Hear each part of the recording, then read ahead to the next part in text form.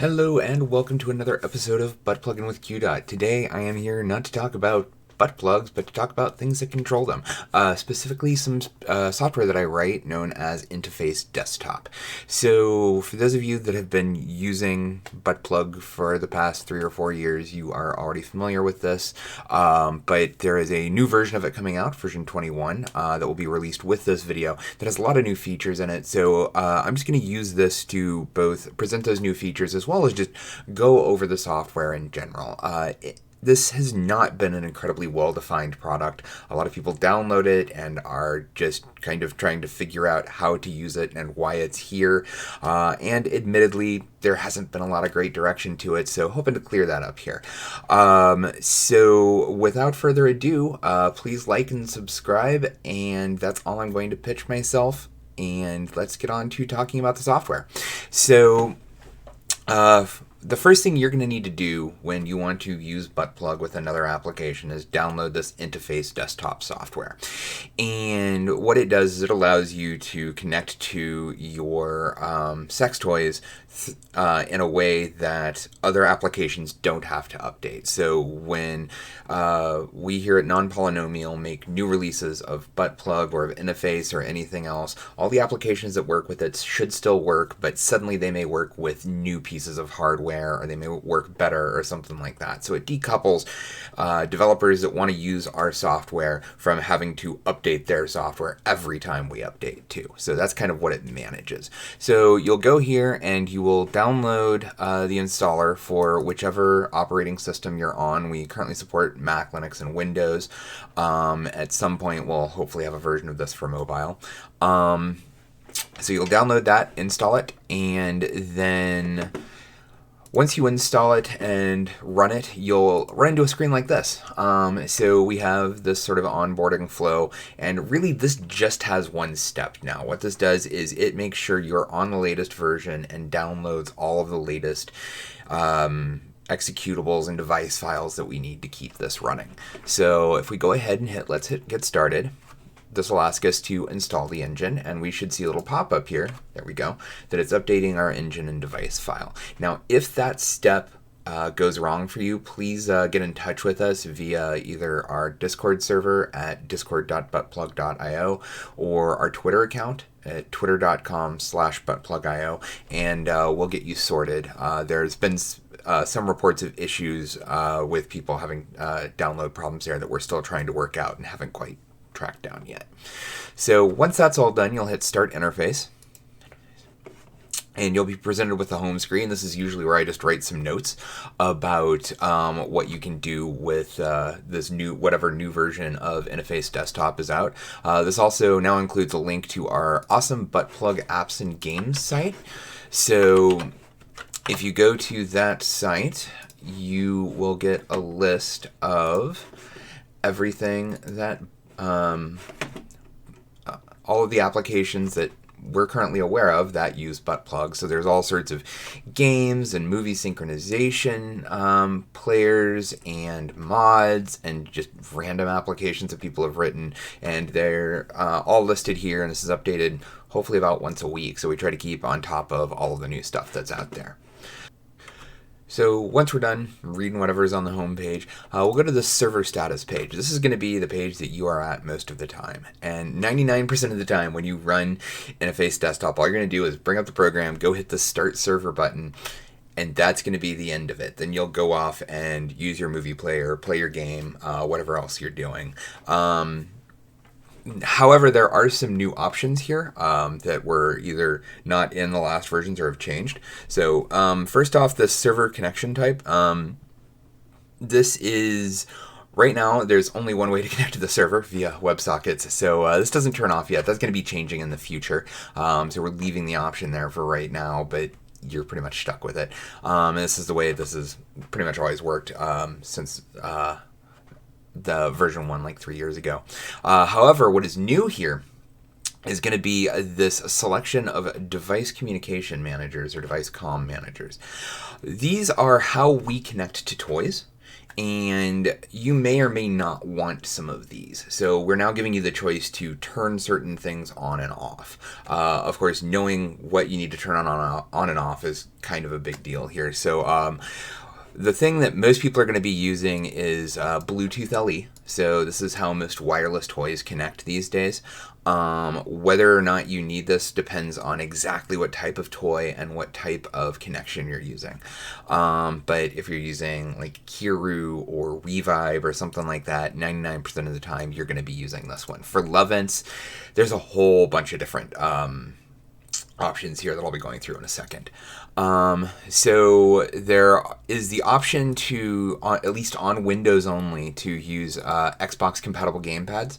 So if you have like an Xbox gamepad or possibly a Steam controller or something like that hooked up to your computer, something like this, you'll be able to connect to it and make it vibrate, because this is the vibrator that most people have. The Lovense Connect app. This is a new feature as of version 21, and this is going to get its own section at the end of the video. So for now, just know that it is turned off by default. This requires us to talk directly to Lovense, and as a privacy measure, we make sure that you have to turn it on for this to be on. But it does allow you to use the Lovense Connect app on your mobile phone or tablet, either Android or iOS, to connect to Lovense devices, meaning you no longer are tied to the Bluetooth on your computer. But like I said, I'll get to that at the end of the video. We have support for the Lovense dongles. So these are the white dongles that Lovense... Oh, that's not a dongle.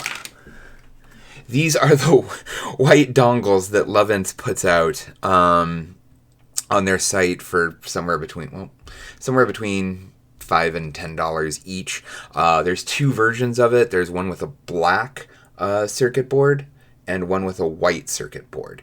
So the one with the white circuit board is going to be the one that most people have. That's the newer HID dongle. The one with the black circuit board is a little bit older, but we have still had some users that have it, and we do support both of them. If you don't have either of those, just turn this off. If you are going to be using those and don't want to use Bluetooth, make sure to turn Bluetooth off. Finally, there's serial port and HID devices. Most people right now are not going to have these. These are going to be for things like the Nabra Silicone Dreams, Twin Charger, the Real Touch, and once we get it in, things like Nintendo Switch Joy-Con support. Now, there is this new devices panel. I'm also going to get to that one in just a second. So, because this is yet another new feature that hasn't existed in Intiface Desktop before. So that's going to get its own section after this, after I go through the rest of these panels. The settings panel. So this allows you to update the software and programs that Intiface manages. Whenever there is an update, you'll get a little icon up in this corner here that tells you to update, and you'll come over here and it'll say Get Updates. You can always check for updates too when they're happening, but currently there's nothing to update because we just installed this and it downloaded all of the latest things that it needed. So for server process settings, you'll hardly ever change these. These are really advanced settings. So if you know what they are, great. And if you want, you can actually set it so that you don't even have to hit start server when the program comes up. You can toggle that here so that it will just automatically start when Intiface launches, meaning you can just minimize it and go on your way. Server WebSocket settings. These are also advanced settings for changing ports and or listening on public interfaces. Once again, unless you know what you're doing, I recommend not playing with those too much. Finally, if you start having issues with Intiface, like if things aren't coming up or something like that, you can also just reset it. Using this button right here, you'll get a little warning that tells you once you hit this reset button, we're going to shut down, and once it comes back up, it's going to be in that first run state again where you have to download stuff and whatnot. But if you get the program in a weird state and things just keep crashing and crashing and crashing, this is the button to hit to check first. We keep logs of everything that's going on in the system, so you can go through these and see if there's issues or something like that. And then there's also this open directory button down here that's currently being covered up by my overlay. When you hit open log directory, that will open the directory in a file explorer, so that, say you're talking to me or one of our other support staff on Discord, you can send us your logs and we can help you debug any issues you might be having with the system.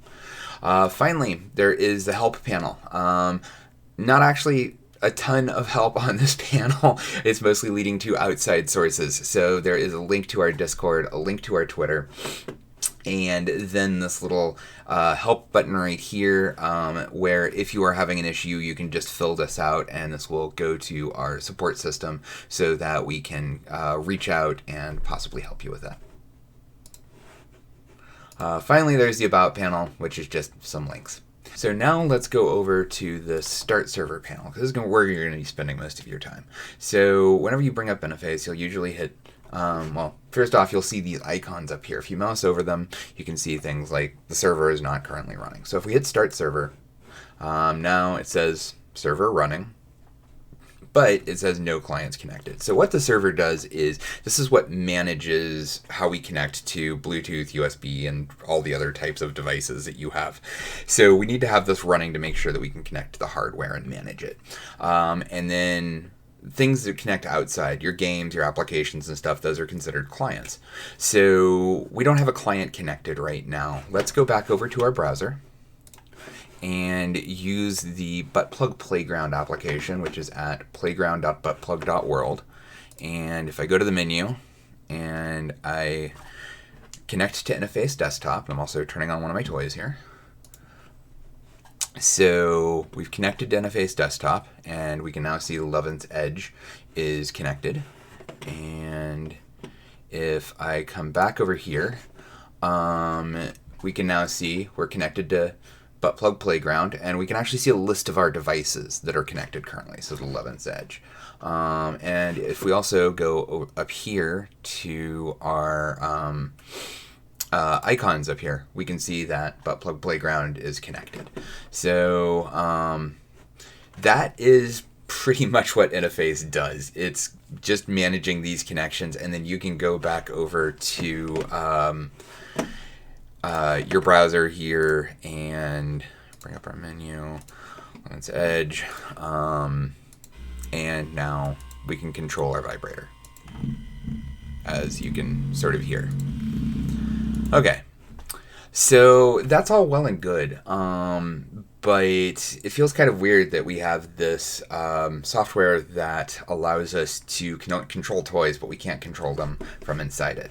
That has now changed, though. So this would be where we go back to our devices panel. First off, let's disconnect from Buttplug Playground here. So now we can see we're disconnected again, and the client icon shows us as client not connected. So if we go over to devices, now we can see this connect to server and stand for devices button, and this is basically that Buttplug Playground application, except now it is built into Intiface Desktop. So we don't need to scan for devices anymore. We've already found our 11th Edge here, and there we go. Oh, there's my camera. So since we've already found the Edge, same thing as Buttplug Playground. We can now control all the vibration elements, or since this toy specifically has 2 motors, we can now control each motor specifically too.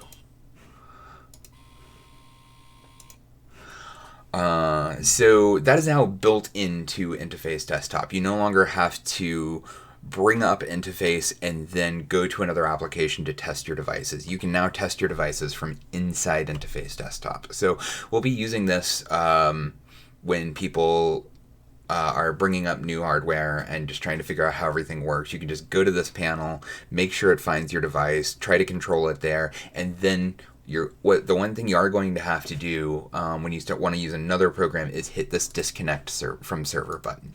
You can only have one program at a time connected to the server. Otherwise, we would get confused about, okay, well, which program do we listen to that's trying to control your vibrator? We don't want things fighting over it.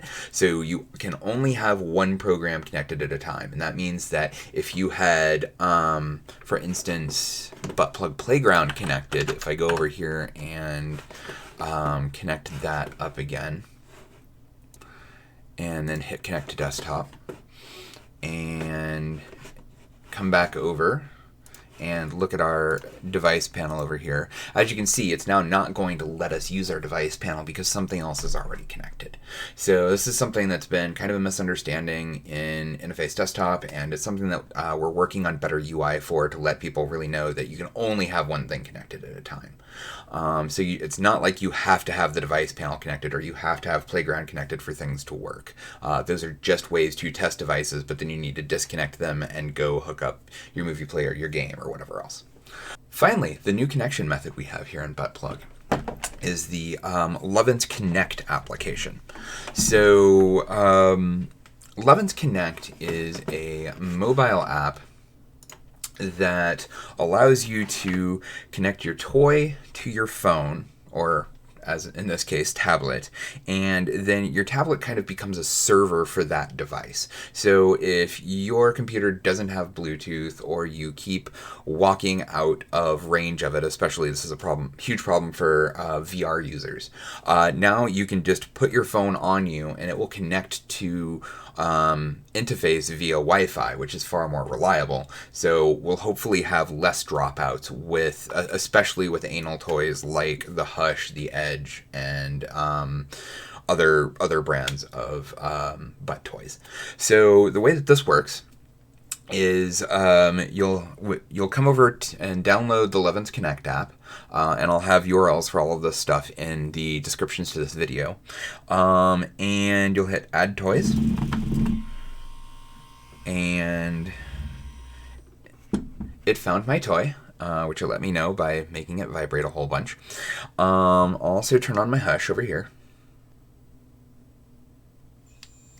There we go.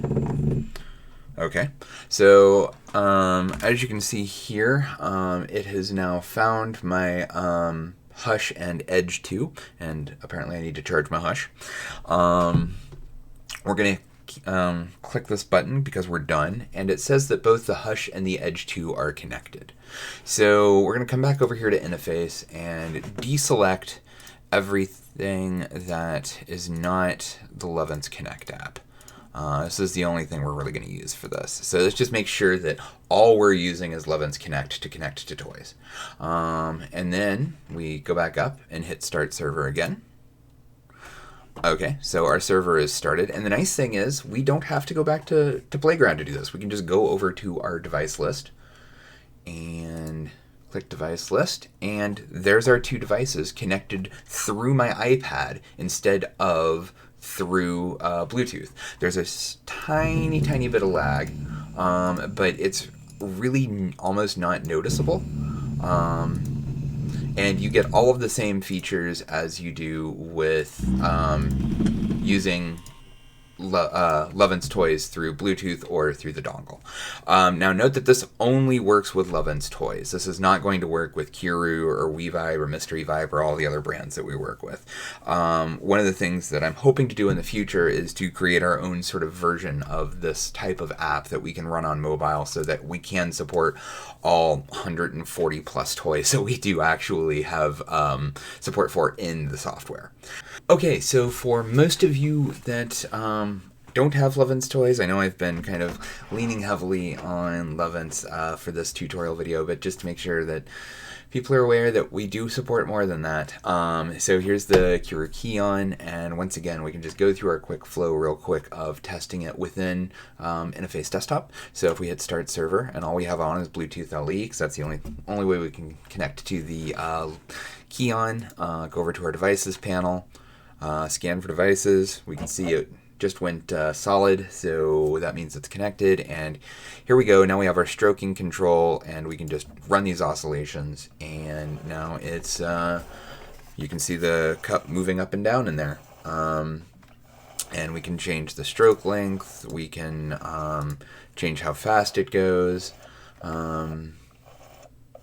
So we still have all of that capability now completely within Intiface Desktop to test devices. So that's pretty much it for this tutorial. I realize it's been kind of a long one, but there's a lot to go over in this program. We can do a whole lot with it. If you have any questions, like I said, hit up our support places, or just leave comments. Also, if there's things you would like to see in this program, like we're certainly looking at adding better UI, looking at device simulators, and possibly some other utilities in it. This is really just going to stay a utility program for sex toys and connecting them to other applications versus being an application itself. I don't really think we're ever going to build like a movie player or something like that into this. Yeah, please leave comments, feelings, recommendations in the comments, and like and subscribe. And until next time, keep butt plugging.